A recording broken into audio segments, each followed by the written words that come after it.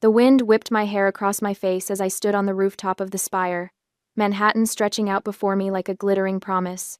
4 o'clock in the afternoon. T-minus 4 hours until H hour. 4 hours until everything I'd worked for would finally be recognized. I stepped behind the heavy glass windbreak that shielded the VIP section and bent down to adjust the peonies on the family head table one more time. White and blush pink, imported from Holland, each stem costing more than most people spent on an entire bouquet. Thanks to the glass partition, the petals remained perfect and unruffled by the Hudson wind.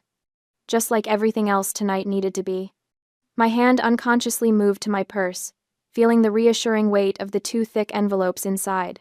My grand plan. 3 years of careful saving, meticulous planning, strategic sacrifice.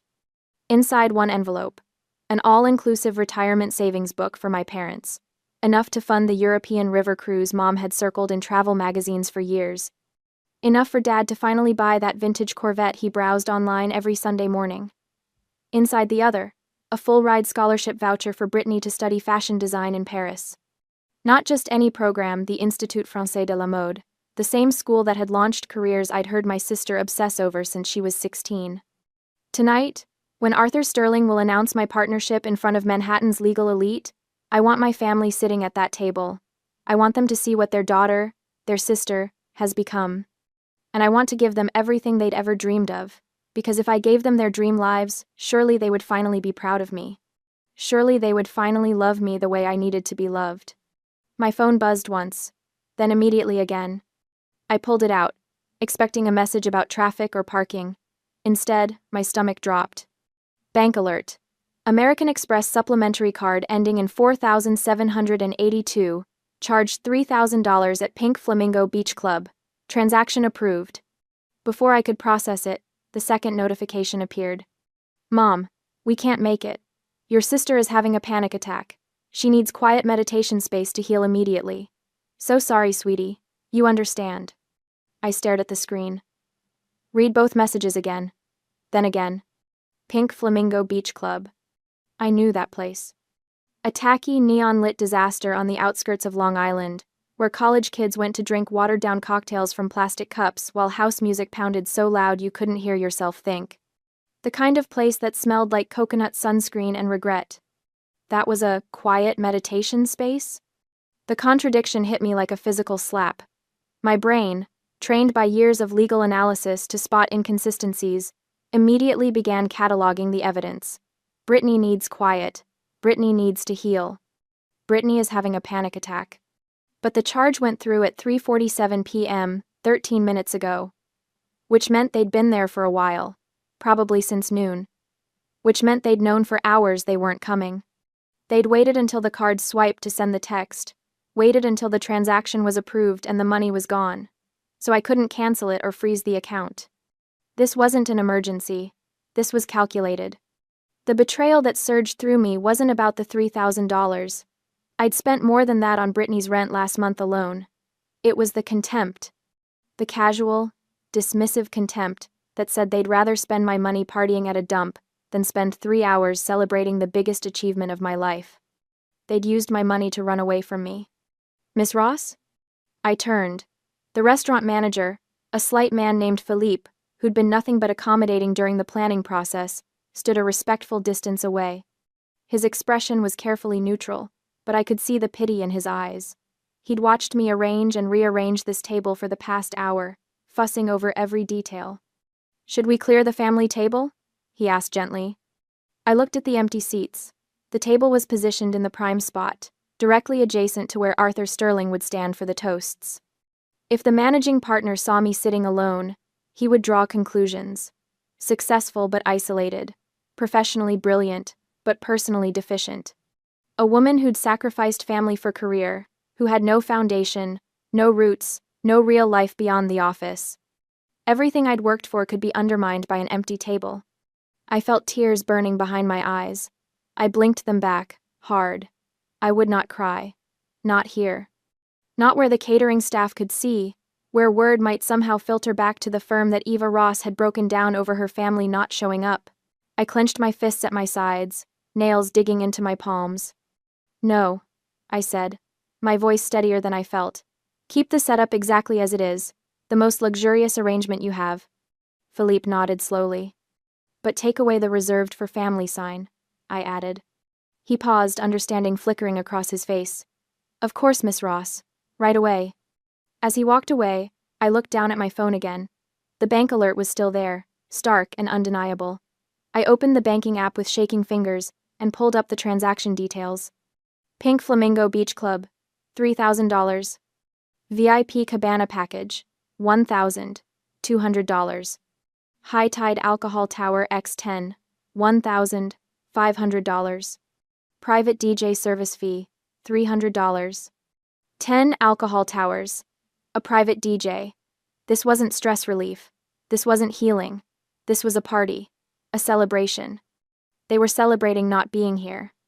My sister wasn't having a panic attack. She was having the time of her life on my American Express card, probably surrounded by her unemployed influencer friends. Probably posting it all on Instagram right now with some caption about Freedom Friday or choosing joy. I felt something shift inside me. Something cold and hard settling into place where the hurt had been. I slipped my phone back into my purse, next to those 2 envelopes that suddenly felt incredibly heavy. The view of the Empire State Building stretched before me, golden in the late afternoon light. In 4 hours, this rooftop would be filled with the most powerful people in New York's legal community. And I would be standing here alone, or I would be standing here with people who actually chose to be here. I pulled out my phone again and scrolled to a different contact. Nana? I said when she answered. I need you. They did what? Nana Beatrice's voice came through the phone like a whip crack, sharp enough that I had to pull the device slightly away from my ear. Even at 75, my grandmother's voice carried the authority of someone who'd spent 40 years as a high school principal, commanding rooms full of teenagers and terrifying incompetent teachers into early retirement. They're at the Pink Flamingo? I repeated, staring at the transaction details on my screen. Mom texted that Brittany is having a panic attack and needs quiet meditation space. Meditation space. Nana's laugh was harsh. Your mother has always had the taste of a gaudy parrot, but this is a new low even for her. The Pink Flamingo? That place is where 20-year-olds go to throw up on each other. Despite everything, I felt a small smile tug at my lips. You know it? Eva. I taught high school in this city for 4 decades. I know every trash establishment where my students attempted to use fake IDs. She paused. Are you crying? No. Good. Don't you dare cry over people who choose cheap liquor over their daughter's success. I'm getting dressed right now. I'll be there in an hour. I'm wearing the street John suit, the gray one that makes me look like I could buy and sell half of Manhattan. You don't have to. Evangeline Ross. The use of my full name stopped me cold. You listen to me. You need someone of the same class standing next to you tonight. Someone who understands that success is celebrated, not abandoned. Your mother may have given birth to you, but I'm the one who taught you that excellence matters. I'll be there. She hung up before I could respond. I stood there for a moment, phone in hand, feeling something shift in my chest. The hurt was still there, sharp and bitter, but underneath it was something else. Something that felt almost like relief. I wasn't alone in seeing this for what it was. I opened Instagram, telling myself I was being paranoid, that I was catastrophizing. But I knew my sister. I knew her patterns, her need for attention, her compulsive documentation of every moment of her life. It took me less than 30 seconds to find her story. There she was, my 26-year-old sister, holding a neon blue cocktail in each hand, the kind that glowed under black lights. Behind her I could see the Pink Flamingo in all its tacky glory, plastic flamingos, tiki torches, and people in swimsuits that should have stayed in the dressing room. The music was so loud I could hear it through my phone speaker, a bass-heavy track that made my teeth hurt. Brittany was screaming at the camera. Escaped the stiff lawyer sister. Best Friday night ever. Thanks for the credit card, sis. She blew a kiss at the camera, then turned to show her friends. I counted at least 8 people in the frame, all of them holding identical neon cocktails, all of them laughing. The video was posted 23 minutes ago. It had 847 views already.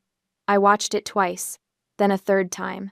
Each viewing, the hurt receded a little more, replaced by something colder. Contempt. Pure crystalline contempt. I looked at the wine glass in my hand, a 2015 Chateauneuf du Pape that cost more than everything Brittany was wearing. then back at the screen showing my sister chugging something that was probably 90% food. Coloring. We didn't belong to the same world anymore. Maybe we never had. Class versus trash. I forwarded the story to Samantha Miller, my executive assistant. Then I called her. Sam, where are you right now?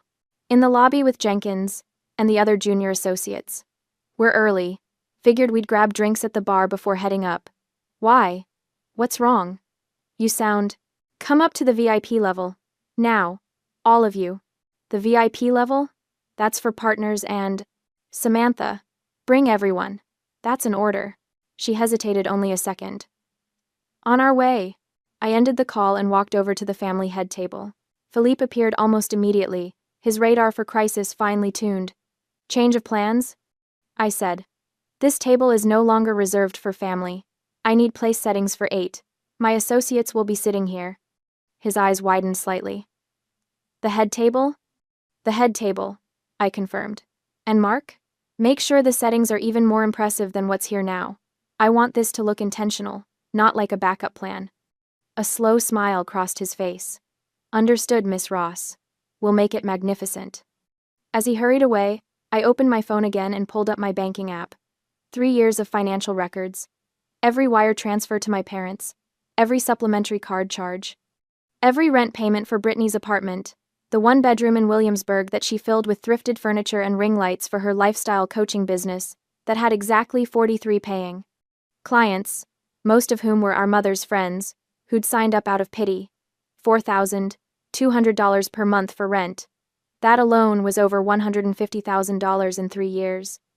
Then add the $500 minimum for the supplementary card, usually more. Regular, emergencies that required quick transfers, car repairs, medical bills, investment opportunities that somehow never materialized into actual income. I opened my calculator app and started adding. 12 minutes later, I had my total. $250,000. $250,000 over 3 years. Not counting gifts, not counting the times I'd paid for family dinners or bought plane tickets so they could visit when they said they missed me. I was supporting 3 fully grown adults, and in return, they'd spent $3,000 of my dollars to throw a party celebrating not having to see me. The elevator dinged. Samantha emerged first, followed by a cluster of junior associates in various states of nervous confusion. They'd clearly come straight from home, most of them were in cocktail attire, but not quite at the level of polish they'd have if they'd known they were being promoted to the VIP level. Eva? Samantha approached carefully. What's going on? I looked at them.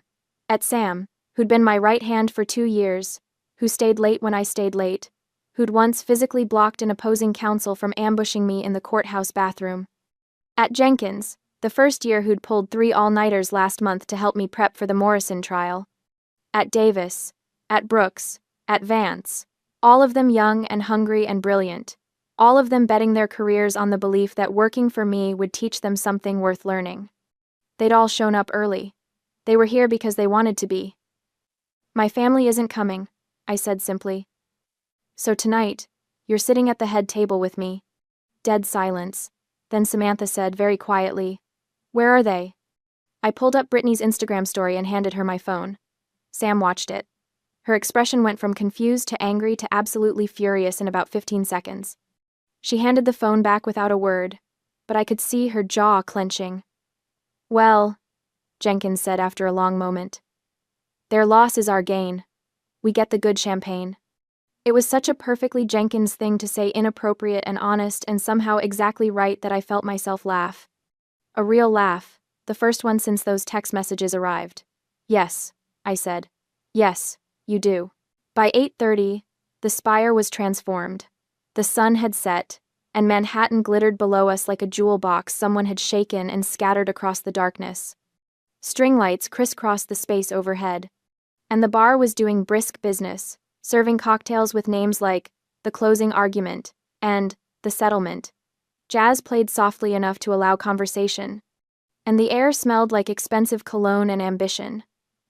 I stood near the head table, now perfectly set for 8, watching the elevator doors. Samantha and the others had dispersed to mingle, following my instruction to work the room and make connections.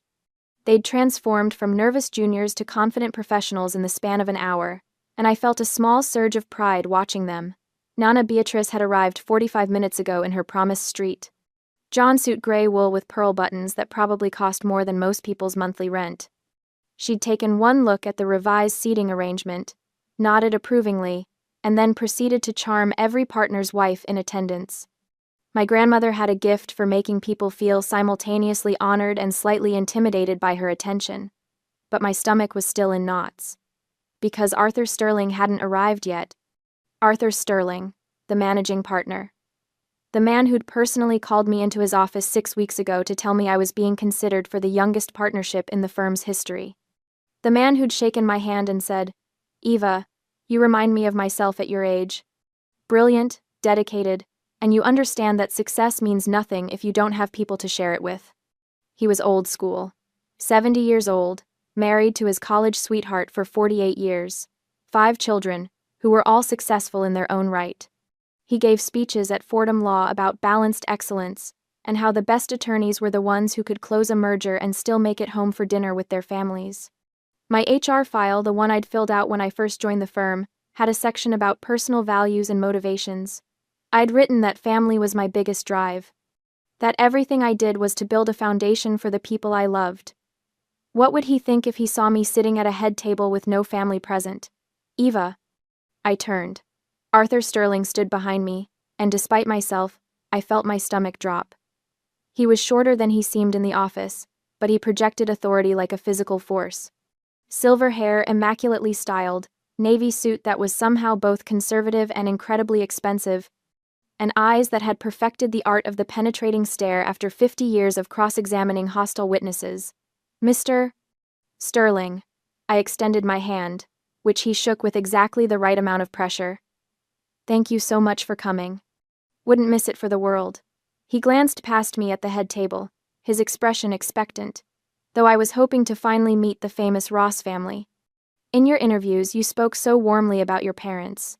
Your file mentioned family as your primary motivation. Where are they?" The question hung in the air like a blade.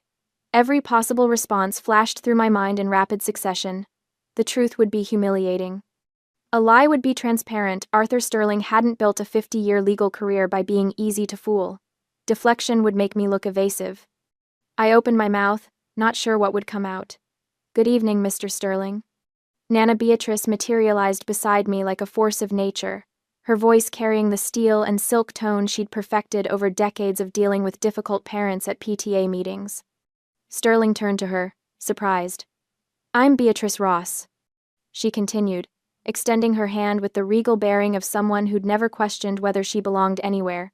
"Eva's grandmother, former principal of Street, Catherine's preparatory, and the person who taught this young woman everything she knows about discipline, excellence, and integrity." Sterling took her hand, his expression shifting to something like respect. "A pleasure, Miss Ross." "Her parents," Nana said, her tone implying that she was sharing information that was unfortunate but ultimately irrelevant, "are dealing with a family emergency that required their immediate attention. However, Mr. Sterling, I want to clarify something important." She stepped slightly forward, and I realized with a start that she was physically positioning herself between Sterling and me, protective. "Eva's parents may have given her life," Nana said, her voice quiet but absolutely unshakable. "But I am the one who forged her mindset. I taught her that excellence is not negotiable. That commitment means showing up even when it's inconvenient. That success is built on consistency, not convenience. If you're looking for the source of Eva's professional excellence, Mr. Sterling, you're looking right at it." The silence that followed was absolute. Then Sterling did something I didn't expect. He laughed. Not a polite chuckle, but a genuine, delighted laugh that made several people nearby turn and look. "Miss Beatrice," he said, his eyes actually twinkling, "that is the finest answer I've heard in years, and you're absolutely right. The fruit doesn't fall far from the tree, and clearly Eva learned from the very best."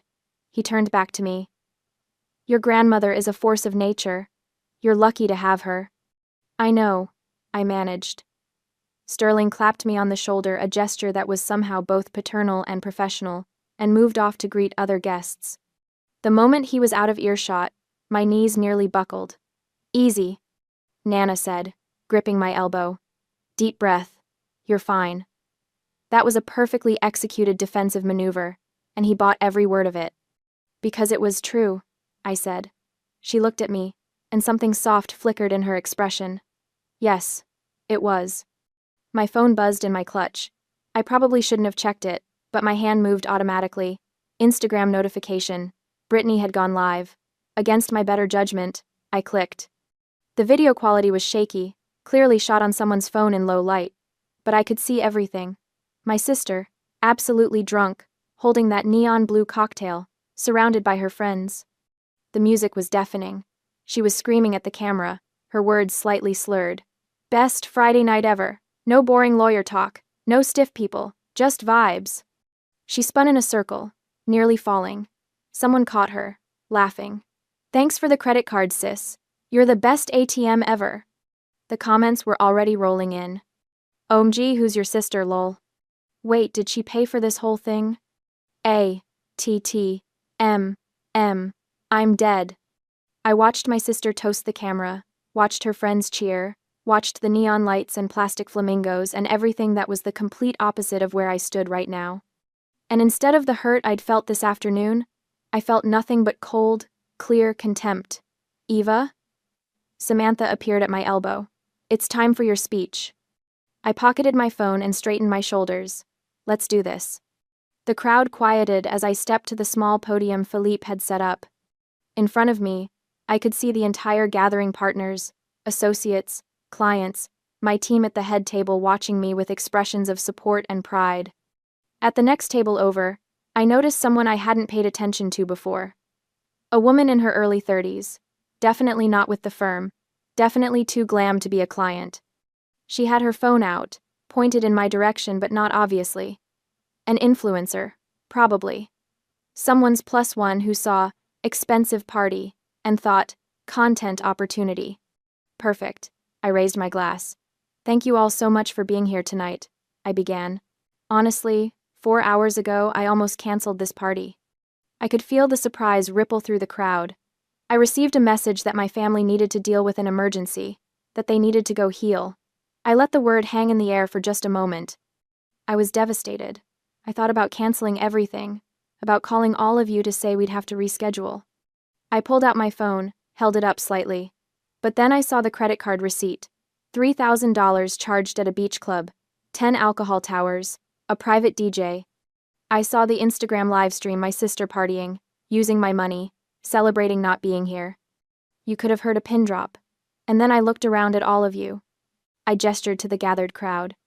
Some of you got here early. Some of you stayed late at work this week to free up tonight. All of you chose to be here. And I realized something important. I turned to look at my team at the head table.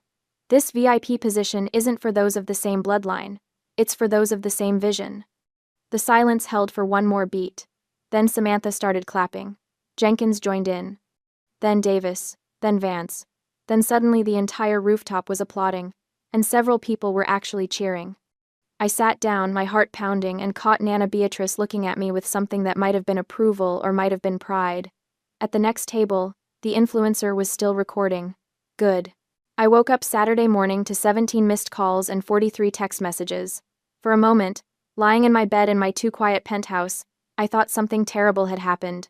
Then I picked up my phone and saw that every single notification was from my family. I didn't read them yet. Instead, I got out of bed, made coffee, and went through my morning routine with deliberate calm. Shower, skincare, the gray Armani suit that made me look like I could buy and sell you before breakfast. Only when I was completely ready for the day did I sit down at my kitchen island and open my phone. The first thing I saw was that I'd been tagged in a video. 417,000 views. My stomach dropped. The creator was at Lux Lifestyle, Laura, the influencer from the next table. She'd edited together footage from my speech at the Spire, my words about bloodline versus vision, the elegant setting, the team at the head table with Brittany's Instagram livestream from the Pink Flamingo. The contrast was devastating. Me in black silk, speaking calmly about betrayal, surrounded by sophistication and city lights. Brittany drunk and screaming, surrounded by plastic and neon. The caption read, "Class versus trash. Family abandons lawyer sister's career celebration to party on her credit card.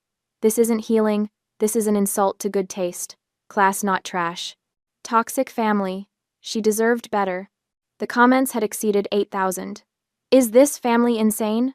Who rejects a $15,000 party to go to a dump? That sister is trashy. Like objectively. Everything about that beach club screams no taste. The lawyer seems so calm and classy and her family is absolutely feral. I can't. Thanks for the credit card, sis. I would never speak to her again. Imagine raising a daughter who becomes a lawyer and then ditching her for that. The grandmother in the gray suit is more of a family than those people ever were. I watched the video 3 times. It was beautifully edited, I had to admit.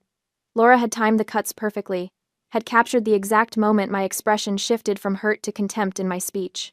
She'd even added a split-screen section showing the spire's elegance next to the pink flamingo's tackiness. The comments were still rolling in, hundreds per minute. Then my phone started ringing. Mom. I let it go to voicemail. It rang again immediately. I declined. A text appeared. Mom. Eva, call me right now. Another call. This time, Dad. I declined it too. Dad, this is serious. Your mother is very upset. We need to talk. Mom, how could you embarrass us like this? All our friends are texting. Do you know how this makes us look? I stared at that message for a long moment. Not, we're sorry. Not, we made a mistake. But, how could you embarrass us? Brittany. Eva, this is so fucked up. Why are you airing family business online? You know I have anxiety. Everyone is being so mean to me in the comments. Take this down right now. I took a screenshot of all 3 message threads.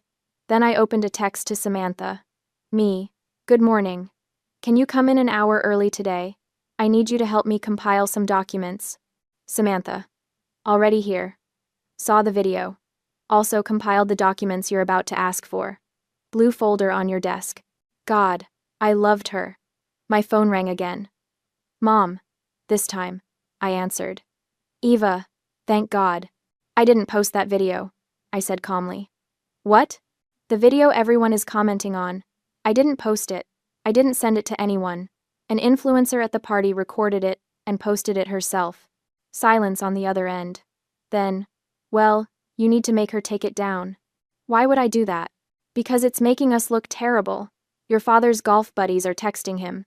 Brittany is getting hate messages. My book club is asking me why we missed your party. Eva, this is humiliating. I took a sip of my coffee.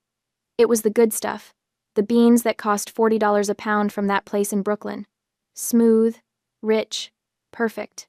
Mom, I said, you texted me that Brittany was having a panic attack, that she needed quiet meditation space. She did. She was very anxious. You charged $3,000 at a beach club known for being the loudest, most obnoxious venue. You paid for 10 alcohol towers and a private DJ. Brittany livestreamed herself screaming about escaping her stiff lawyer sister and thanking me for the credit card. Eva, you're being dramatic. Those are facts. Bank records don't lie. Video evidence doesn't lie. You chose to spend my money partying instead of attending the biggest night of my professional life. And now you're upset because people on the internet are pointing out that this was a classless thing to do. How dare you call us classless? Mom's voice had gone shrill. After everything we've done for you? We raised you. We supported you. You supported me, I repeated slowly. When was the last time you paid for anything? That's not where your parents, Eva. You're supposed to help family. I have helped, for 3 years, and last Friday, you used that help to fund a party celebrating not having to see me. I paused. I think we need to have a family meeting to resolve this. A what? Come to my apartment next Saturday, 7 p.m. You, Dad, and Brittany. I have something I want to give you. A late gift I couldn't present at the party. The word gift changed everything. I could hear it in the pause, in the way Mom's tone shifted from angry to cautiously interested. A gift? Yes. Something I've been preparing for a while. It's important that we discuss it in person. Another pause. What kind of gift? You'll see on Saturday. Can you make it? Or do you have another emergency planned? The barb landed. We'll be there, Mom said stiffly. 7 p.m. Perfect. See you then. I hung up before she could respond. Then I opened my text thread with Samantha again. Me. Can you also print out copies of the lease guarantee agreement for Brittany's apartment and all supplementary credit card statements?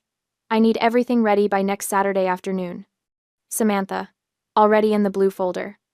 Also included documentation of every wire transfer, every emergency payment, and a transaction-by-transaction breakdown of the $3,000 Pink Flamingo charge. The DJ alone was $300. Who pays $300 for a beach club DJ? Me. People with terrible taste and someone else's credit card. Samantha. Fair. Also, I ordered you a paper shredder. It's being delivered to your apartment on Friday. Industrial grade. Figured you might need it. I stopped, staring at that last message. Samantha had worked for me long enough to know exactly what kind of meeting I was planning. Me. You're getting a raise. Samantha. I'm getting a promotion when you make managing partner, but I'll take the raise in the meantime. I smiled despite everything and headed out the door. The rest of the week passed in a strange, calm blur.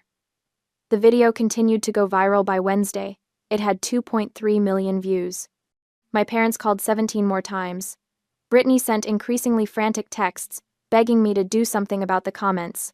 I ignored all of them. Instead, I worked. I closed the Morrison deal. I reviewed the blue folder Samantha had prepared, checked every transaction, verified every date. I made notes in the margins. I prepared my case like I was going to trial. Because in a way, I was. Friday evening, a delivery man arrived at my building with a large box, the paper shredder. I set it up in my dining room, placed it carefully next to the table where my family would sit. Then I spent Friday night reviewing everything one more time. The retirement savings book I'd compiled for my parents' photos of cruise itineraries, brochures for river tours through Europe, a structured investment plan that would let them travel twice a year for the next 20 years. The fashion design scholarship voucher for Brittany, a full-ride acceptance letter to Institut Français de la Mode, housing included, everything paid for. I'd spent 6 months setting these up. Pulling strings, making calls, cashing in favors. They would never know that now. Saturday arrived cold and clear. I spent the morning preparing my apartment. No food on the table, this wasn't a social occasion. Just the blue folder, neatly positioned at the head of the table, the 2 thick envelopes, placed beside it. And the paper shredder, its power cord plugged in, ready. I called Nana Beatrice. I need you here, I said. As a witness. I wouldn't miss it for the world, she replied. What time should I arrive? 6:30. Before they get here. I'll bring the good wine. You're going to need it afterward. She arrived exactly on time, took one look at my setup, and nodded approvingly. You've learned well. I had a good teacher. We sat in the living room in silence, waiting. Nana was reading a book, something dense about post-war economic policy. I was pretending to read emails on my phone, but mostly just watching the clock. At 7:03 p.m., my intercom buzzed. Miss Ross? Your parents and sister are here. Send them up. I walked to the door and opened it before they could knock. Mom swept in first, and I was struck by how out of place she looked in my apartment. She'd dressed up the Talbot suit she wore to church, the one she thought made her look sophisticated but actually made her look like she was trying too hard. Dad followed, uncomfortable in slacks and a button-down. Brittany came last, phone in hand, looking sullen. Eva, sweetie, this place is so cold, Mom said, looking around my minimalist living room with barely concealed disapproval. You need more color. Some throw pillows. It looks like a hotel. Hello to you too, Mom. I closed the door behind them. Please, come to the dining room. They filed in and stopped short when they saw Nana Beatrice sitting in the armchair positioned at the head of the table, holding a glass of red wine, watching them like a judge presiding over a courtroom. Mother. My mom said, her voice instantly defensive. I didn't know you'd be here. Deborah, Nana replied coolly.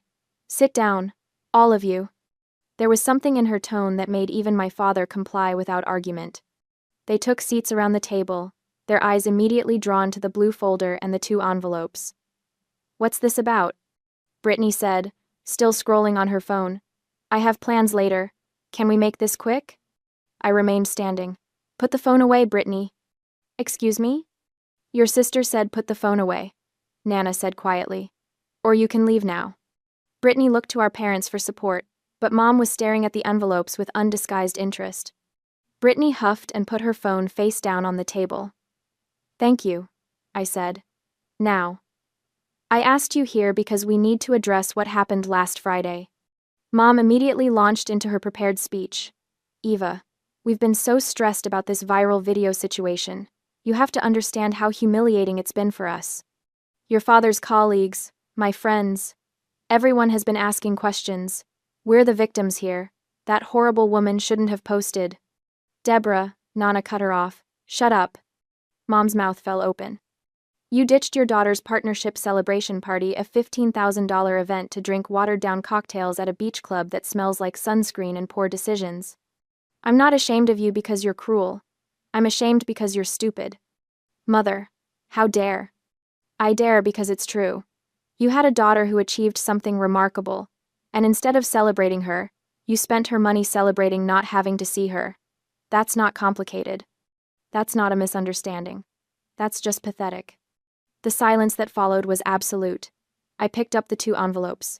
"Before we continue, I want to show you something." Brittany's eyes lit up. She'd seen the envelopes, thick and expensive looking, and her mind had gone exactly where I knew it would. Are those for us?" "Yes." I held them up so they could see. "Inside, this one is an all-inclusive retirement savings book for Mom and Dad, enough to take 2 international trips every year for the next 20 years. European river cruises, South Pacific tours, everything you've ever talked about wanting to do." Mom's hand actually twitched toward the envelope. "And this one," I continued, holding up the second, "is a full-ride scholarship voucher for Brittany to attend Institut Français de la Mode in Paris. Full tuition, housing, stipend included. One of the most prestigious fashion programs in the world." Brittany gasped. "Are you serious? Ava, oh my God, Hold on." I pulled both envelopes back before anyone could reach for them. "Before I give these to you, I need to explain something." I set them down on the table, right in front of the paper shredder. "I prepared these gifts 3 months ago. I spent 6 months before that making calls, pulling strings, cashing in favors. I wanted to give them to you at the party, in front of everyone, so you could see what your daughter, your sister, had achieved. So you could see that I'd succeeded enough to give you your dreams." My voice was steady, calm, emptied of emotion. "But you chose the pink flamingo. You chose a $3,000 tab at a trashy beach club over a once-in-a-lifetime celebration. You waited until the credit card charge went through before texting me, so I couldn't stop it. You used my money to throw a party celebrating not being there." "Eva," we explained, Dad started. "You explained nothing. You lied. Brittany wasn't having a panic attack. She was drunk. She live-streamed herself thanking me for the credit card, calling me an ATM, celebrating escaping the stiff lawyer sister." I looked at Brittany. "You tagged me in that video. You wanted me to see it." I was just joking around, I didn't." "You did." I picked up the first envelope. "The retirement savings book. This represents 30 years of my parents traveling the world. First-class flights, 5-star hotels, everything you've ever wanted." Mom was staring at it like it was the Holy Grail. "Eva, sweetheart. But you chose a $3,000 party over a lifetime of experiences." I tore open the flap of the envelope. I pulled out the thick, glossy booklet filled with cruise itineraries and bank certificates. "Eva, wait." Dad half stood. I fed the booklet into the maw of the shredder. The machine roared to life, a harsh, grinding mechanical sound that filled the room. I watched my parents' faces as they watched 30 years of travel plans being chewed into confetti.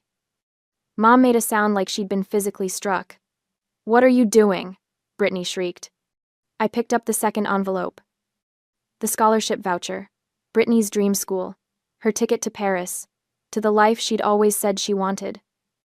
"This," I said, sliding the official acceptance letter and scholarship confirmation out of the envelope, "represents 4 years in Paris, a degree that would actually give you a career instead of a hobby. A chance to become something other than an Instagram influencer with 43 followers." "Eva, please," Brittany was crying now. "Please, I'm sorry, I'm so sorry, I didn't mean." "Yes, you did. You meant every word. You celebrated mining me, you celebrated using me, you called me an ATM."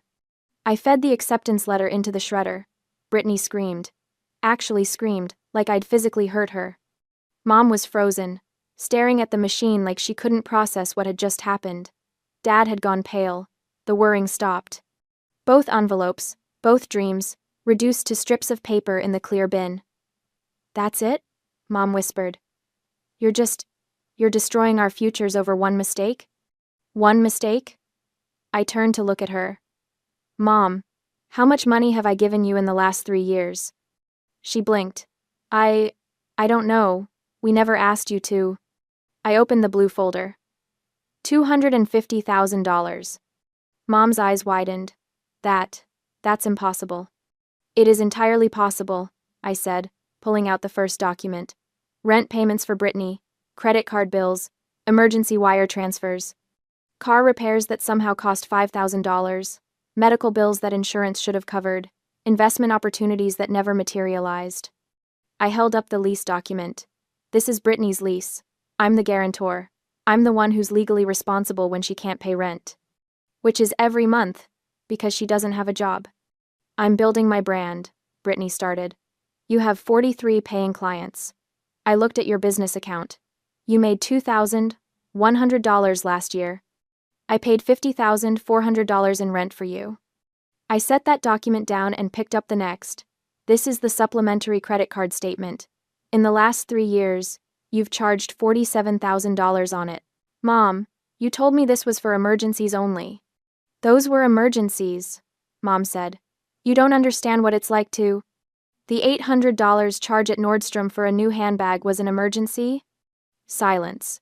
"The $1,200 spa weekend in the Poconos was an emergency?" More silence. "The $3,000 party at the Pink Flamingo was an emergency?" Mom's face had gone red. "You've always had more than us. You've always been able to afford." "Because I worked for it." My calm cracked, just slightly. "I worked 80-hour weeks. I sacrificed every weekend. I built a career from nothing, while you spent my money, and resented me for having it." "We never resented you," Dad said weakly. "Then why weren't you there?" The question came out raw. "Why wasn't celebrating my success worth 3 hours of your time?" No one answered. I pulled out the next set of documents. "This is the notice canceling all supplementary credit cards effective immediately. The $3,000 from Pink Flamingo is the last charge I'll ever pay. Consider it severance." I set that down and picked up the final document. "And this is the notice that I'm withdrawing as guarantor on Brittany's lease. You have 30 days to find a new guarantor or move out." "You can't do this." Brittany was hysterical now. "Where am I supposed to go?" "That's not my problem anymore." "Eva, please," Mom said, and for the first time she actually sounded scared. "We're family. You can't abandon us." I looked at her. Really looked at her. At this woman who'd given birth to me but had never really seen me. Who'd taken my money but never my advice. Who'd chosen a beach club over her daughter's triumph. "You abandoned me first," I said quietly. "Last Friday, you made it clear what you value. It's not my success. It's not my happiness. It's my bank account. And I'm done being an ATM." I pointed to the door. "Please leave." "Eva." Dad tried one more time. "Leave. Now." Nana Beatrice stood up from her chair. She didn't say anything, but her presence filled the room. The message was clear. You're not arguing your way out of this. Mom gathered her purse with shaking hands. Brittany was sobbing, mascara running down her face. Dad looked like he wanted to say something but couldn't find the words. They filed out in silence. At the door, Mom turned back one last time. "You'll regret this," she said. "Family is forever." "No," I replied. "Family is who shows up. You didn't." I closed the door on them and locked it. The apartment was silent, except for the distant sound of traffic and Brittany's muffled crying in the hallway. Then Nana Beatrice walked over and pulled me into a hug. I hadn't realized I was shaking until she held me steady. "You did the right thing," she murmured. "I'm so proud of you." I nodded against her shoulder, not trusting my voice. After a moment, she pulled back and looked at me. "Now, I'm going to pour you a very large glass of wine, and we're going to sit in your cold, minimalist apartment, and you're going to tell me how it feels to be free." 1 month later, I woke up to silence. Not the oppressive silence of loneliness, but the peaceful silence of space that belonged entirely to me. No frantic texts demanding money. No guilt trips about abandoning the family. Just the quiet hum of the city and the smell of fresh coffee. I checked my phone. No bank alerts. No overdraft warnings from Brittany. For the first time in 3 years, my bank balance was actually growing. I wasn't supporting 3 adults anymore. I was building a future. A notification popped up from Nana Beatrice. Subject: You have to see this. It was a link to a local suburban newsletter. The headline read, Local family seeks community support after daughter's cruel abandonment. I clicked it. It was pathetic. Mom had given an interview claiming I cut them off over a minor scheduling conflict. Brittany was quoted saying I valued money over blood. At the bottom was a GoFundMe link trying to raise $50,000 to replace the stolen gifts. Raised so far, $340. I scrolled to the comments. Strangers weren't buying it. Wait, the scheduling conflict was them skipping her promotion gala to go to a beach club? I saw the TikTok. Team Eva all the way. Imagine fumbling the bag this hard, and then asking strangers for cash. The audacity. I closed the laptop with a dark, satisfied smile. They had tried to shame me publicly, and the public had shamed them right back. They were no longer my burden. They were a cautionary tale for the internet. My afternoon was back-to-back meetings, ending with an interview for a new intern, Sarah Brooks, a sharp 23-year-old from Columbia Law. She reminded me of myself, hungry, driven, but without the connections. At the end of the interview, I didn't just offer her the job. I pulled a first-edition contract law book from my shelf, my lucky charm. Take this. I told her. Someone once taught me that you invest in people who share your vision, not just your bloodline. You have the vision, Sarah. Use it well. She looked at the book like it was gold. I won't let you down, Miss Ross. I know you won't. I left the office at 6 sharp. The air outside was crisp, smelling of roasted chestnuts and possibility. I walked to the Italian restaurant where Nana Beatrice was waiting. She was already there, a bottle of the good red wine open on the table. She looked up as I approached, her eyes scanning my face not for signs of stress, but for peace. You look different, she noted as I sat down. I feel different, I said, taking the glass she offered.